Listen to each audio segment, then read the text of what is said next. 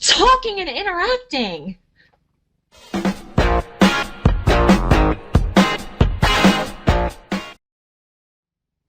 And welcome back to LinkedIn to Lead Generation with Hannah Tighe and our ongoing series here where we're talking about good touch and bad touch on LinkedIn. So Hannah, you're gasping. What are we talking about here in this episode? So today we're going to talk a little bit about building relationships with LinkedIn, right?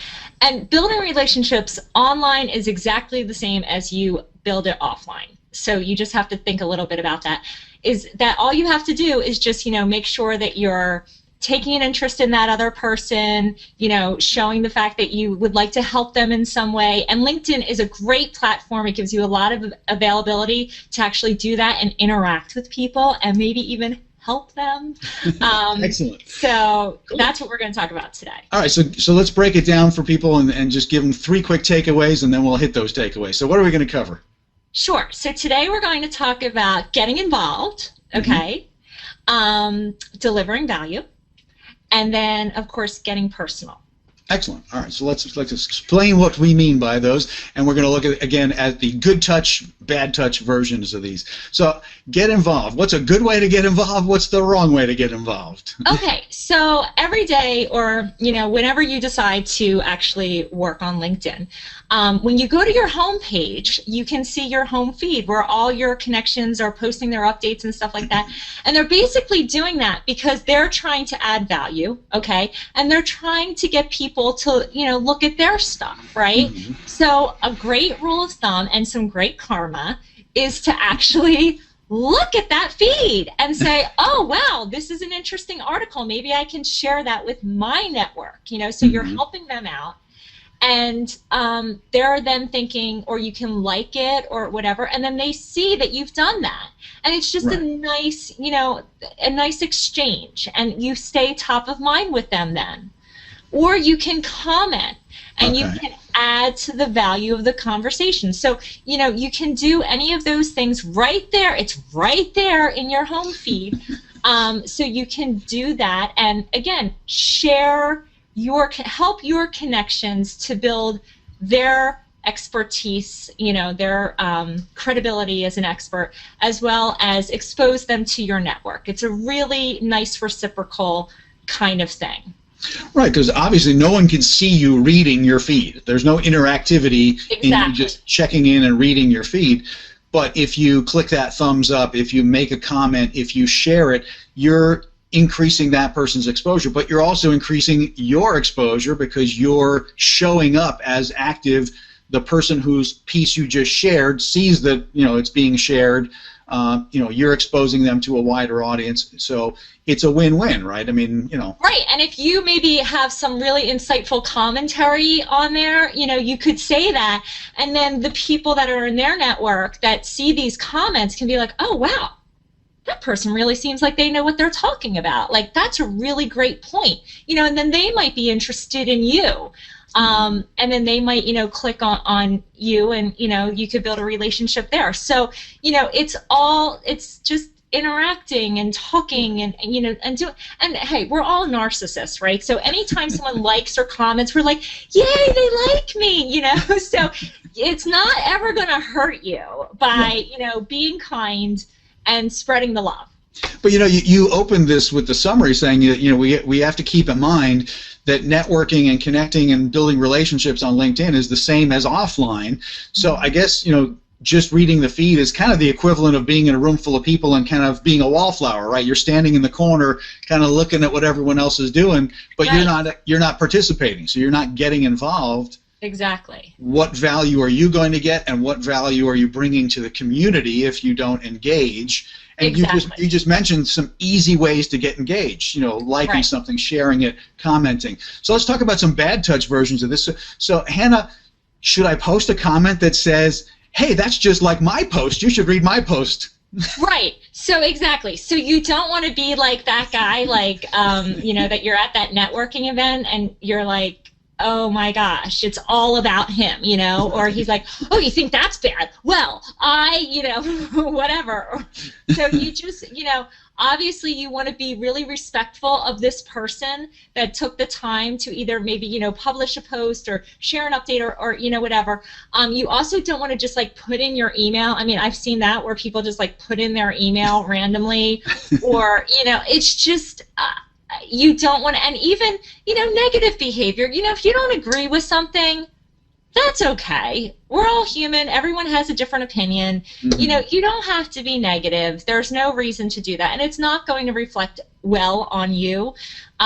So just kind of keep that in mind. Not that you can't, you know, disagree with certain things, you know, right. but do it in a That's the thing.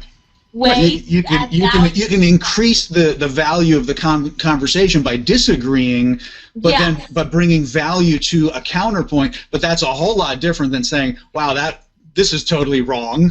You know, exactly. This person is off base. Like, you know, horrible. You know, that's horrible advice. You don't know what you're talking about. And I mean, there are some people that I have seen write some things that really weren't helpful, yeah. and also putting in links to just, you know, random things on their website, or, you know, that are self-promotional. Don't do that. It's yeah. just bad. It's just, it turns the whole community against you. Don't right. do it. Again, think about real people in a real room. Would you walk around the room and just interrupt somebody's conversation and shove your card in their hand? Because that's exactly. kind of what that's like, right? This is the virtual exactly. equivalent you of, nailed hey, it. I got nothing valuable to give this conversation, but you should call me later. Exactly. Why? Exactly. Yes. Don't be that obnoxious person, please. Absolutely. All right. So let's move on to your second important point. So not only do yes. you want to get engaged, we're sort of transitioning over in some of the things we're talking about anyway here, but add value. So first you got to engage, but now you got to start adding value in the way you engage. So what are some good ways to add value? What are some bad ways to add, you know, where you're really not adding any value? You know? Sure. So again, think about your target client, okay, and your network, and what are the things that they're really struggling with. And if you can think about those things, and maybe even look at Pulse, which is a something that LinkedIn uses, that you can see these Pulse articles that are trending and things like that. Look at what's trending.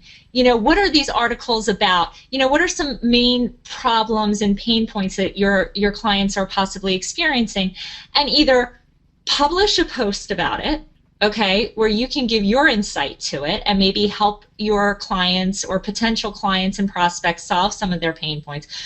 Or, you know, maybe you can publish you can do a status update where you maybe find something on the web that addresses those issues and things like that. So you're continuously adding value. Posting in groups. When you even ask a question, open up the question and say, hey, you know, what are some of the things that you guys are struggling with? You know, I've noticed that there seems to be a lot of issues with this. You know, just kind of opening up those discussions, giving away some of your insight. That's just going to help brand you as an expert and someone who really, you know, cares to give back to the community, and it's going to grow your network. Absolutely. So, you know, again, I find it more and more helpful to keep remembering what your behavior would be like in the actual room full of people.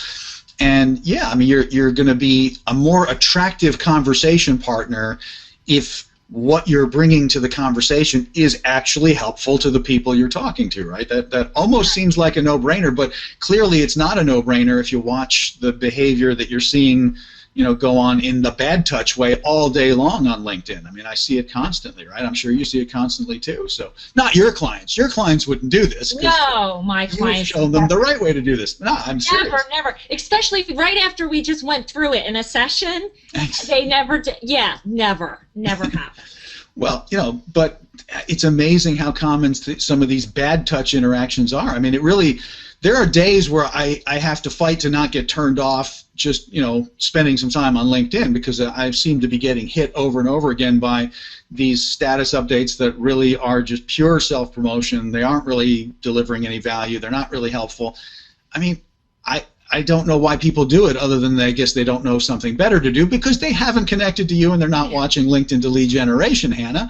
I mean, they're missing out in a big way. So, all right, let's move on to, you know, the getting personal part here. So we've moved from get engaged. We've talked about bringing value to the table in these interactions. Now, talk to me about getting personal. And we're really getting to good touch, bad touch now if we're going to get personal, right? So Right. So, you know, one of the things that we've talked about in the past, Mark, is actually really creating a database of prospects, you know, and kind of grouping them in, you know, specific industries and, you know, different things, a way to group them so that you can keep track of them. And once you've done something like that, you know, you can actually start a messaging campaign where you begin to further that relationship. So you've sent a personalized connection request to somebody. They're like, oh, wow, okay, yeah, this person sounds interesting. I'll connect to them. But then what, right? You know, how do you move that relationship along? Well, one of the things you want to do is obviously try to keep in contact. If you see them in your newsfeed, like them, their status update, you know, you want to do all that. But maybe you want to kind of start, you know, creating some messages where you are trying to build up that pipeline to where to the point where you can ask for that phone call. So maybe, you know, the first one is, hey, you know, I've noticed in, you know, your industry, a lot of people are talking about whatever, you know, this issue. Came across this great article. Would love to hear your thoughts on it. Okay. So you talked before in previous episodes about, you know, working with your connection list and making sure you're putting tags in there so that you can sort that list. So might this be kind of like if you yourself, Hannah, so you're working with companies and with people who have sales teams, so you might have part of your list tagged so that you can pull out the actual sales reps, and you might send them a message that's about a tip or a strategy about using LinkedIn for sales reps. So it's personal to that group, but not 100%. It's not an individual message. I'm sending a helpful tip to a subset of my list. That's what you're talking about here, right? Right, exactly. Okay. And you can just kind of move that along, you know, so maybe, you know, one time it's a tip, or it's an article, or maybe an infographic that, you know, you found with some new trends or something that you put together, or, you know, a note that says, hey, I've been working with the sales team and we're noticing that this particular strategy is working really well. Here it is. Let us know how it's working for you. You know, just kind of just giving them a little bit so that they know that you're really sincere in trying to help them, you know, and then it's relevant. You're making sure it's relevant to this subset that you're targeting, as opposed to something that might be helpful, but it's like way generic, right? I mean, you know, which is what you're doing on your whole feed, let's say. But now you're going straight to their inbox, you know, because they're already a connection to you, and you're feeding them some helpful information, moving them a little bit further to relating to you like that kind of expert advisor resource that they want to hear from, you know. Exactly. So that's, you know, so you want to do that, and then, you know, they're much warmer to you then if after you've sent them a couple of those things said, hey, you know, we've been, you know, messaging back and forth, you know, for the last couple weeks. Would love a chance to, you know, just chat with you a little bit and see if there's some synergy between us, or, you know, do you have 15 minutes, or, you know, whatever. Love to talk to you about something that, you know, may be of interest, or whatever. All right, so give me the bad touch version. What's the ugly, inappropriate way to be, you know, approaching those sub lists? Well, okay, so number one, obviously, as we talked about before, those lovely insert name here. Yeah, beware of you know, using placeholder variables. Yeah. I mean, that's just terrible. You know, when you are trying to invite people to like groups that like you're like I get things. I want to invite you to join my fitness instructor group. Well, I can't run a half a block without wanting to vomit. So, I mean, that's no interest to me. Right. Clearly, it's a personalized message that has completely missed the mark, and therefore you've outed yourself as somebody who's clearly not being personal, right? Exactly. When people from this same organization and this is really a tricky one. This is something that I work with organizations, because there's multiple sales reps and people who are using LinkedIn, and they will send those same scripts. So maybe they've outlined a couple scripts and they use the same one.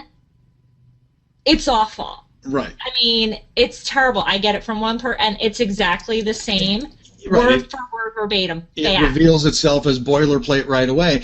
Yeah. You know, so you know, again, here's the bottom line of this entire bullet point. If you're going to get personal, then get personal. Right. Yeah. Don't go crazy trying to automate. Don't go crazy trying to, you know, see how many of your prospects you can hit today. I mean, that's not personal, right? So if you're going to get personal, get personal. You know, again, I love your summary for this episode, which is, remember, building relationships online is not fundamentally different than building relationships offline. If you're a spammer, you're a spammer. You know, and we're not going to like you very much. All right, Hannah, I got to wrap us up for now.